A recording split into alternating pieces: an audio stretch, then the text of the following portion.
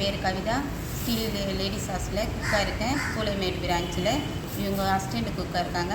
இவங்க பேர் மணிமேகலை. விடிகாலை 4 மணிக்கு எழுந்துக்கிறோம். 7:30 மணிக்கெலாம் சாப்பாடு, லஞ்சு, பிரேக்ஃபாஸ்ட்டு எல்லாமே முடிச்சுட்டு அப்புறமா மதியம் 12:30லேருந்து சாயங்காலம் 5 மணி ஸ்நாக்ஸ் கொடுப்போம். டீ எது சொல்கிறாங்களோ அதை செஞ்சு தருவோம்.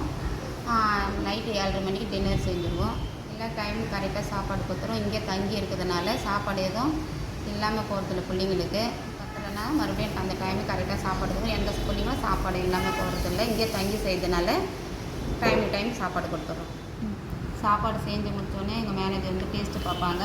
எதனா குறை இருந்தால் உடனே சொல்லுவாங்க. நாங்களும் உடனே அதை சரி பண்ணிவிடுவோம். நாங்கள் சாப்பாட்டில் வந்து அஜினாமோட்டோ இல்லை கலரோ எதுவும் கலக்க மாட்டோம். பாமாயிலும் கலக்க மாட்டோம். பியூர் எண்ணெய் தான் போடுறோம். சாப்பாடு தீர்ந்துச்சுனாக்க உடனே செஞ்சு கொடுத்துருவோம்.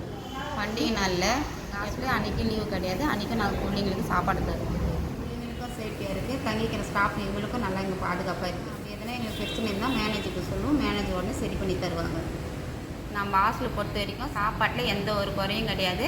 பசங்களுக்கு போதும் அளவு சாப்பாடு தருவோம்.